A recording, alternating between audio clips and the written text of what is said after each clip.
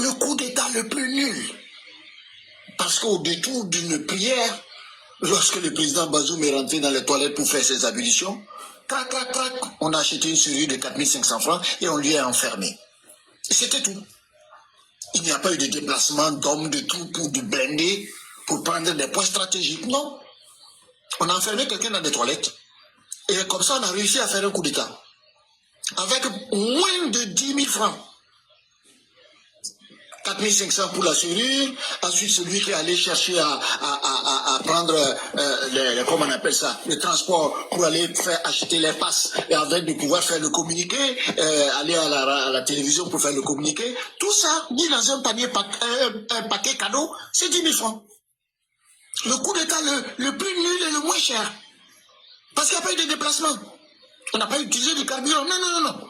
Et que ce que Tiani veut, et comme tout ce que l'AIS même veut à la Côte d'Ivoire, c'est de leur ressembler. C'est tout. Faut aller au fond de la problématique pour faire ressortir la vraie réalité. Voilà des gens qui ont fait des coups d'État et aujourd'hui ils se rendent compte que être un putschiste, un braqueur à la tête de l'État ne suffit pas pour pouvoir apporter le bonheur au peuple. Et donc ils sont pris dans leur propre piège. Étant donc pris par leur propre piège, il y a les mécanismes du contrôle du peuple.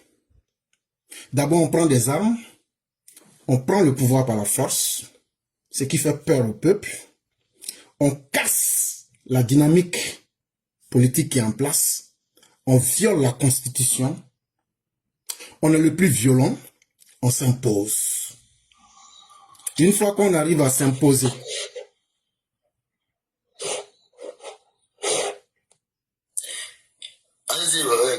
allez-y. Une fois qu'on arrive à s'imposer, maintenant, on est sur le terrain des idées. Qu'est-ce qu'on fait pour aider le peuple? Là commence donc la véritable problématique du dictateur en place. Parce qu'il ne s'était pas préparé à cela. Il avait pensé que les armes allaient répondre à n'importe quel moment. Il n'avait pas pensé qu'il allait avoir besoin de l'extérieur.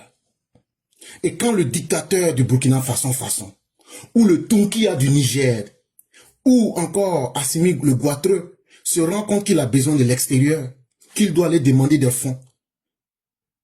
Là, il se rend compte maintenant que faire un coup d'État avec les muscles n'est pas suffisant. Et donc, il rentre maintenant dans le deuxième schéma qu'on va appeler ici la démagogie ou le populisme. C'est-à-dire maintenant, il faut trouver un ennemi imaginaire. On connaît bien ce jeu. Il faut de toutes pièces inventer un ennemi. Et comme Tiani a déjà un ennemi chez lui, mais cet ennemi est tellement aguerri, sinon les Nigériens qui sont là, ils peuvent vous citer les noms de toutes les bandes armées qui écument le Niger et qui sont en train de ventrer le Niger. Lui, Tiani, qui est militaire, son terrain de formation et de prédilection, il a échoué là-bas. Et donc, il a peur d'aller attaquer ceux qui sont en train de faire saigner le Niger. C'est ça la vraie réalité. Et donc, n'étant pas capable de trouver un ennemi intérieur, le dictateur en perte de vitesse se trouve donc un ennemi extérieur. En se disant, je crée une réalité à distance et le militaire qui devrait être au front devient un bavard compulsif. Ce n'est pas étonnant. Quelqu'un est un médecin, on lui dit va soigner les malades. Mais lui, il est arrêté au bord de la route, il est en train de faire conférence. On dit, ils t'ont payé à attaquer. Même aujourd'hui, on vient de prendre des coins du Niger. On dit, il faut aller là-bas, il faut mettre des stratégies en place. Il a été incapable de mettre une stratégie en place, lui, le militaire. Lui, il peut dire, et l'ouvrier que lui a aidé la Côte d'Ivoire. Mais il est incapable d'aider son propre pays. À quoi donc aura servi son expertise? Pourtant, ça a été très facile pour lui d'organiser le coup d'État le plus bête et le coup d'État le plus moins cher du monde. Le coup d'État le plus bête, parce qu'il n'a jamais donné la raison pour laquelle il a fait ce coup d'État. Parce que ça serait du flatus vocis. Que de venir nous répéter ce que vous avez toujours fait depuis 1974. Ah ouais, vous voyez, le peuple ne se porte pas bien. Il y a la mauvaise gouvernance, il y a la pauvreté, il y a la corruption, et il y a la mauvaise gouvernance sociale, il y a la mauvaise gouvernance politique. Depuis 1974, c'est ce qu'on a entendu. Quand Sénou Kounké est venu là, et puis il a enlevé Amani Diori en 1974 là, c'est même qu'Honori là, nous a raconté. En 96 là, quand Ibrahim Baré Maïnassara est venu avec son conseil national de salut là, pour enlever Mahman Ousmane là, c'est la même chose il nous a dit. Est-ce que vous comprenez? En 1999, quand Daouda Mala Wanké vient enlever Ibrahim Baré Maïnassara, c'est même qu'Honori là nous raconte. Et en février 2010, quand le Conseil de la restauration de la démocratie, qui est dirigé par le commandant Djibo Salou, vient enlever le président Mahamadou Tandja, c'est même qu'Honori là qu'il nous dit. Mais la grande nouveauté qu'on n'avait pas encore vue, c'était avec le putschiste le plus bête de la planète Terre qui s'appelle Tunkia. Moi, je l'appelle Tunkia. Ça veut dire le mouton. Quand tu le regardes là, il est gros, grand, bête. De la manière, il est gros, grand là, c'est comme ça, il ne réfléchit pas. Sinon, actuellement là, il y a plus d'1 500 000 Nigériens qui font la mendicité à Abidjan, en Côte d'Ivoire, chez nous. Quand on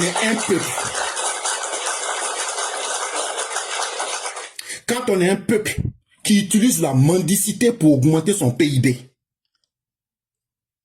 parce que ne pouvant pas être capable de s'éduquer, un peuple qui produit la majorité des analphabètes sur la planète Terre, et un peuple qui est caractérisé par sa pauvreté légendaire, on prend le soin de corriger. Si vous avez bien remarqué les dates de coup d'État que je vous ai citées là, c'est totalement normal que vous ne soyez pas coutumier de la démocratie. La démocratie là, c'est pas un costume prêt à porter. Pour dire la démocratie là, comme on prononce ça dans nos bouches, donc on doit pouvoir faire ça. Non, c'est pas comme ça. Comme un pays qui existe. Vous là, ça fait votre 5e coup d'État. Ça veut dire vous ne vous êtes même pas donné le temps de laisser la chance à quelqu'un de diriger différemment pour pouvoir apprécier. Vous êtes dans le coup d'État depuis 1974, 96, 99, 2010, 2023. Mais avec ce modèle-là, vous qui venez nous parler de démocratie, est-ce que vous aviez pris le temps, est-ce que vous aviez eu le temps d'expérimenter ce que c'est que la démocratie? Avec ces enchaînements de coups d'État-là, quand tu n'as pas expérimenté quelque chose, tu demandes comment on fait pour faire la démocratie. Vous êtes très mal placé pour parler de démocratie.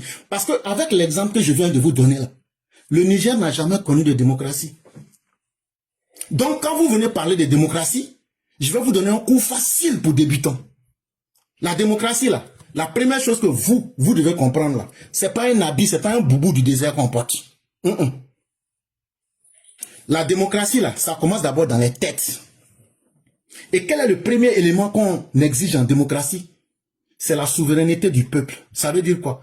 Pour mesurer cette souveraineté du peuple là, le peuple doit être capable de dire, voilà les dirigeants que nous on veut nous donner à nous-mêmes. Les grands mots que vous utilisez là, c'est vide, tant que c'est pas pratiqué.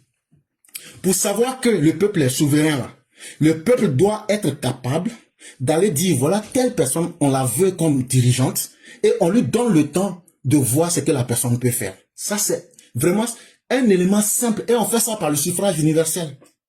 Et c'est ça qui vient montrer que tous les citoyens sont égaux. Or, chez vous, il y a des citoyens qui viennent, qui font de la rupture de l'ordre constitutionnel parce qu'ils ont les armes. Ils vous disent, nous vous imposons notre volonté. Et vous acceptez ça. Et vous ne cherchez pas à comprendre la réalité. Et vous tombez maintenant sur les pays qui sont stables comme la Côte d'Ivoire. Des pays qui vous nourrissent nuit et jour pour dire pourquoi vous ne voulez pas nous suivre. La thématique qui est posée est très simple. Ces pays voyous veulent que nous les suivions pour faire comme eux, parce que comme eux ils ont échoué, il faudrait aussi que tout le monde les suive ou bien que ça se gâte pour nous tous. Donc ils se sont transformés en troubles faits et donc on accuse à la va-vite, on accuse sans preuve, on accuse de n'importe quelle manière. Mais vos accusations là, ça ne peut rien changer, ça ne ferait personne. Parce qu'à la fin de la journée, là, vous allez crier, si Tiani veut, là, il n'a qu'à se transformer, lui-même, là, il n'a qu'à se transformer en haut-parleur. Ce qu'il fait, là, ça nous fait rire. Parce qu'on dit qu'on répond les imbéciles par le silence. Et Tiani est un gros imbécile. Tiani est un gros imbécile. Regardez même sa taille, lui seul, il remplit l'écran. Si nous, on prend notre temps pour lui répondre, là, surtout si notre président lui répond, là, c'est de lui donner la valeur. Et on ne lui accordera jamais cette valeur-là. Le temps que... bon, je m'arrête.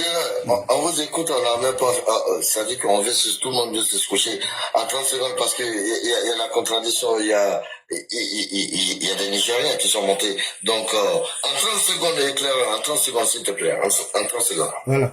Donc, en 30 secondes, je vais dire que ils peuvent continuer dans leur modèle de putschiste, mais l'histoire sera le meilleur témoin. Parce que nous, Ivoiriens, nous sommes en train d'avancer. En 2026, là, nous sommes la 6e puissance productrice de pétrole en Afrique. Et donc, ça veut dire, les États qui savent comment coopérer avec le monde sont en train d'évoluer. Mais les États voyous qui vont se condamner à être des États moyenâgeux, il va falloir qu'ils assument ça devant l'histoire. Et j'ai dit que le Mali, le Niger et le Burkina sont aujourd'hui une honte historique pour l'Afrique parce qu'ils n'ont pas encore compris. Ils n'ont pas compris que nous sommes au 21e siècle et que nous avons des devoirs vis-à-vis de notre continent. Ils sont en train de nous niveler et de nous tirer par le bas. C'est simplement honteux. Le monsieur qui a parlé d'autosuffisance, je crois que c'est un mot en français. Quand il parle, on comprend déjà où il va. Hein. Mais l'autosuffisance, avant de vociférer pour parler d'autosuffisance alimentaire, qui reste un concept vaseux dans les pays de l'AES, ça veut dire un mot vide, il faut quand même reconnaître que les pays de l'AES ont fait de très grandes avancées en matière d'autosuffisance en 3 choses. Ça, il faut leur reconnaître ça. Autosuffisance en coup d'État. Ah ouais, quand on prend vos 3 pays là, les 3 pays Mali, Burkina, Niger là, quand on les met ensemble là, vous avez atteint autosuffisance en coup d'État. Ça, on vous respecte pour ça. Deuxième chose où vous avez fait l'autosuffisance, là, c'est l'autosuffisance en irresponsabilité et en ingratitude. Et c'est pourquoi Dieu aussi là, le bon Dieu même là, il vous frappe avec une pauvreté dure. Et c'est pourquoi aussi là, il fait que vos femmes là, elles accouchent les braqueurs, et puis elles accouchent les Binakera, les Yak Agali, avec la Madou Koufa là. C'est ça qu'elle a là comme ça. Ça, c'est autosuffisance en irresponsabilité et en ingratitude. N'échangez pas, hein, continuez comme ça. Et la troisième chose où vous avez atteint l'autosuffisance, c'est en analphabétisme. Parce que tous les gens de l'AES qui sont venus parler ici, là, depuis qu'on est là, vous êtes là, hors sujet, hors sujet, hors sujet. Ça fait vraiment honte. Et Dieu merci que vraiment la Côte d'Ivoire a construit des écoles. Le deuxième point que j'aimerais clarifier ici. Le monsieur a dit que eux, les Boukiliens, ça veut dire les gens du Burkina façon, les gens de Boukikro, les lamentins baveux du Sahel, que faudrait pas que nous les Ivoiriens, on s'ingère dans les affaires de l'AES, des États, des ânes enragés du Sahel. Faut pas nous on va mettre notre bouche dans vos affaires. Bon, je vais te prendre un exemple simple pour que tu comprennes. Un enfant qui ne veut pas respecter les règles de la maison, là, il s'appelle un enfant mal élevé. Quand un enfant est mal élevé et qu'on veut le corriger là, tu trouves des gens pour dire non, il faut être indulgent, c'est un enfant. Bon, la réponse que je vais te donner là, c'est justement parce que vous êtes des irresponsables qu'il faut qu'on vous punisse et qu'on vous empêche de prendre les mauvaises habitudes. Et nous les Ivoiriens là, au lieu de vous encourager dans vos bêtises là, nous les Ivoiriens, on va vous punir en vous empêchant de prendre les mauvaises habitudes. Et nous on va vous dire ça. Ce qui fait que vous n'aimez pas nous les Ivoiriens là. Nous on vous regarde fafa, on vous vos comportements damnés de lamentins baveux du Sahel là. Nous on vous dit ça. Ben, si les autres ne peuvent pas vous dire là, nous on vous dit ça. Maintenant là, vous n'allez pas aimer, ça va vous faire très mal. Mais c'est la vérité. Si vous ne voulez pas vraiment qu'on se mêle de vos affaires, si vous ne voulez pas vraiment qu'on se mêle de vos problèmes, la solution est là, hein? Elle est très simple. Les véhicules que vous prenez pour ramasser les bœufs avec les moutons et puis les ânes là, vous prenez ça, vous alignez ça à la frontière. Vos millions de populations là, on les met dans ces véhicules, dans ces camions de moutons, d'ânes, et puis maintenant on les déverse chez vous là-bas. Là, comme ça, là, vous allez voir qu'on va plus parler de cela. Parce que vous venez envahir nos écoles, vous venez envahir nos hôpitaux, vous venez prendre nos plantations. Et encore, faut le signaler, le parfum que vous utilisez nous donne du rhume. Et ça, ce n'est pas bon. Changez un peu votre parfum. Maintenant, je vais terminer. Éclaireur, c'est quelle marque? Aruna là? C'est Aruna.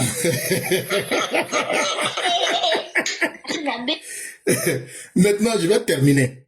Et là, je vais vous montrer que quand Andy parle, quand Simpson parle, quand les Ivoiriens parlent, vous voyez la grande différence. Ce qu'on dit est clair, cohérent, et c'est très ordonné. Maintenant, là, je vais faire une psychologie de base pour vous, les gens de l'AIS. Prenez ça et puis vous allez réfléchir. Essayez de voir la réalité et puis analyser. Je vais vous donner 5 points sur Tiani Tunkia. Tunkia signifie le mouton. C'est que je n'invente pas. Regardez, lui seul il a rempli l'écran des gens. Il est grand, il est gros et il est bête. Et c'est un comportement moutonnier qu'il a. Il y a un comportement en psychologie qu'on appelle le TDAH. Ça veut dire, c'est l'hyperactivité et l'agitation. Qu'est-ce qui provoque ça? Quand la personne fait des hallucinations ou même pense à plusieurs choses à la fois. Tiani aujourd'hui a fini de faire le coup d'état le plus idiot et le moins cher du monde. Mais aujourd'hui, face à la réalité, là, il hallucine. Il perd ses repères.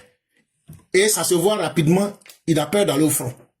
Et donc, comment compenser cette hyperactivité-là? Il bavarde beaucoup, il parle beaucoup. En pensant que cela va peut-être lui servir de source de distraction. Mais il est en train de perdre son temps. Coup d'état qu'il a fait là. Quelqu'un d'autre va le frapper pour l'enlever comme ça aussi. Coup d'état qu'Ibrahim Kaka a fait là. Quelqu'un d'autre va le dja pour prendre sa place. Comme de la manière Blaise a dja Thomas Sankara là. C'est comme ça ils vont le diaiser un jour aussi. Même chose pour votre Assimi là. Quand on vous dit là, ça vous fait très mal. Mais vous connaissez, et eux-mêmes ils connaissent leur destin. Ils savent qu'ils ne vont pas échapper. La deuxième chose, votre Tiani Tunkia là, il souffre d'une insécurité personnelle. Ça veut dire quoi? Si vous voyez, il parle beaucoup là. C'est parce que lui-même là, il n'a plus confiance en lui-même. Sinon, un vrai militaire qui sait et qui a un défi qui est là, le groupe djihadiste qui l'attend au Niger là, il n'allait pas avoir le temps pour parler. Mais si tu le vois dans les discours excessifs, c'est que lui-même aujourd'hui là, il a compris. Il cherche à se valider. Et il cherche à se dire à lui-même qu'il existe. Alors que les armes qu'il a pris pour faire le coup d'état, c'était la meilleure solution qu'il prenne pour aller aussi se faire exister devant ceux qui sont en train d'empêcher aujourd'hui le Niger. La troisième chose qu'il faut que vous retenez ici, c'est que Tiani aujourd'hui, il est dans un inconfort. Parce que même les gens du Niger aujourd'hui, les petits écoliers auxquels il s'en va arracher les 100 francs là, ça joue sur sa conscience. Il a honte. Et donc là, il se sent mal à l'aise. Et le peuple du Niger ne dit rien. Parce qu'aujourd'hui, ils ont les armes en face d'eux. Et donc Tiani parle beaucoup en pensant que son inconfort là, il pourra soigner ça. Mais ça ne va pas passer. Et Tiani souffre de du trouble de la personnalité. Parce que lui-même, quand tu le regardes là, de la manière vous le regardez là, gros grand bête vilain, avec des dents désordonnées, on dirait un Cro-Magnon là. Quand tu le regardes comme ça là, lui-même quand il se regarde là, il sait qu'il n'est pas beau. Lui-même il sait. Il sait qu'il n'est pas intelligent. Il sait. Et donc là, ça fait qu'il manque de confiance en lui-même. Il souffre, il a une faible estime de sa propre personne. Et donc pour compenser ce manque de confiance là, aujourd'hui là, il parle beaucoup. Alors que là où aujourd'hui le Niger se trouve là, le Niger n'a pas demandé un faiseur de coup d'état qui vient parler beaucoup. De la manière il a eu le courage pour prendre les armes là, pour fermer Bazoum dans le WC là. C'est comme ça on lui demande de prendre les armes pour aller au front. Et la cinquième chose qui le fatigue beaucoup, il se sent seul. Il a fini de faire coup d'état, c'est très bien. Lui, Tiani Tunkia, mais il n'a plus d'occasion de socialiser avec ceux qui peuvent l'aider réellement. Parce que tous ces voyous de l'ARS que vous voyez là, chers parents, qu'est-ce qu'ils veulent de la Côte d'Ivoire? Ils veulent que Alassane Ouattara les aide. Malgré qu'ils ne l'aiment pas là. Ils veulent qu'Alassane Ouattara les aide. Et puis Alassane Ouattara n'a qu'à fermer les yeux sur leurs bêtises. Mais ce qui les effraie plus, ils savent que l'interlocuteur le plus crédible de l'Afrique de l'Ouest s'appelle Alassane Ouattara. Chaque 90 jours, M. Simao, le représentant de M. Antonio Guterres, le secrétaire général de l'ONU, vient, il s'assoit avec Alassane Ouattara. Chaque 90 jours, qu'est-ce que tu veux qu'on fasse pour les pays de l'AES? Si cela ne vous amène pas à réfléchir, nous on n'invente pas les faits. Et ce que vous voulez, vous tapez et dites, là où tu es là, tu as menti. Nous on ne va pas pour revenir, on ne ment pas. Il s'appelle le représentant spécial d'Antonio Guterres, le secrétaire. Vos problèmes là, vous les maudits peuples ingrats du désert là, c'est Alassane Ouattara, c'est sa pitié qui fait que vos pays là existent. Si vous ne savez pas ça, on va mettre ça dans vos oreilles propres pour vous dire ça. Donc aujourd'hui là, au lieu de vouloir jouer les dos ronds, organisez des élections. C'est tout. Votre organisation fantoche là, ça vous a mené où aujourd'hui si ce n'est que le chaos? Et c'est pourquoi vous êtes en train d'aller de dégradation en dégradation. Et vous pensez qu'en parlant, en insultant, vous allez amener Alassane Ouattara à parler, à créer une connexion avec le monde extérieur. Vous vous attaquez à ceux qui peuvent vous aider. Ceux qui peuvent vous aider et ceux qui vous ont toujours aidé là. Vous êtes tellement ingrats que c'est à eux que vous vous attaquez. Parce que vous pensez qu'en faisant ça, eux, ils vont vous répondre et ça va créer un cadre de discussion. Mais on ne vous donnera jamais cette opportunité.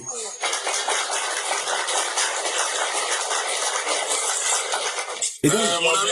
oui, donc je vais m'arrêter là. Et donc, voilà. Moi, je voulais demander Voilà.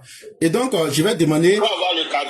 Voilà. Et donc, je vais demander à Tunkia Tiani d'aller voir rapidement un psychologue professionnel. Non, parce que vous ne voulez pas la vérité. Il n'y a pas de problème. Oui, il n'y a pas de problème. La vérité, ça s'appelle aller aux élections. Hein? La vérité, là, si vous êtes vraiment des garçons, là, allez aux élections. Laissez votre peuple être libre. Hein? On fait quoi avec l'élection? Vous voyez qu'il est déjà paniqué. Alors qu'on est en train... Non. Voilà. Et donc... J'en ai gros sur le cœur, vraiment. Oui. Pour voir. Voilà. Et donc, Bonne journée à vous. il n'y a pas de problème. Et je te souhaite beaucoup de malheur dans l'AES. Et donc... Ah, donc tu n'as pas le cardio. Non, il ne peut pas avoir. Il faut rester. Allez-y sur sa page, vous allez voir, il est gros comme ça, bref, on dirait. C'est-à-dire, souvent même un petit de vous, quoi. Et donc... Ferme ton micro, va pas venir gâter le panel. Ferme ton micro. Pas venir gâter le panel. Je sais même pas, on n'a même pas encore commencé. On n'a même pas encore commencé, vous paniquez déjà. Et donc, actuellement, là, le prix du Lexomil. Non, je ne suis pas paniqué. Le prix du Lexomil, là, le médicament, la piqûre pour les fous, là. Je ne suis pas paniqué. Il n'y a pas de problème. Le prix a diminué un peu actuellement. Voilà, donc, je ne suis pas paniqué. Voilà. Donc, faut dire à Ibrahim Kaka. Pas la vérité, vous ne voulez pas la vérité. Il faut dire à Ibrahim. Il n'y a pas de problème. Il faut dire à Ibrahim Kaka. Que le prix... Excusez, c'est moi je l'ai fait descendre. Il ne faut pas y avoir même là le panel. S'il a le cardio, il a qu'à refaire sa demande. Voilà. Parce que, voilà, ici là, on parle avec les intelligents. On parle pas c'est-à-dire ceux qui n'ont pas le cardio. Quand tu viens insulter des Ivoiriens sur leur panel, ce qui est impossible chez vous. Maintenant, c'est toi là qui vas venir mélanger le panel ici. Ça va pas dans ton cerveau ou bien. Non, il a été sonné, c'est tout. Et donc, je recommanderais à Tiani d'aller voir rapidement un psychologue professionnel pour essayer de fixer sa trouble de la personnalité et toutes les insuffisances que je viens de remarquer. Et c'est un travail gratuit que nous faisons pour lui. Et quant à Ibrahim Kaka, lui, il peut, le prix du Lexomil, le médicament qu'on prend pour vacciner la foule, le prix a diminué dans ces 2 jours-là. Donc, il peut prendre une bonne dose, une douzaine pour garder. Et quant à Assimi le Goitreux, je crois que lui, aujourd'hui, il se retrouve en face de Baudra aujourd'hui. Et c'est là que je vais m'arrêter en disant merci vraiment à tous les panels. Je vois que Andy est là, il pourra maintenir la barre ainsi que tous les autres frères. Et vraiment, merci à Kader, merci à chacun et merci à ceux qui nous ont suivis. Et je vais être au bas pour suivre l'émission avec votre permission. En tout cas, merci beaucoup à toi aussi d'être passé. Ça fait plaisir.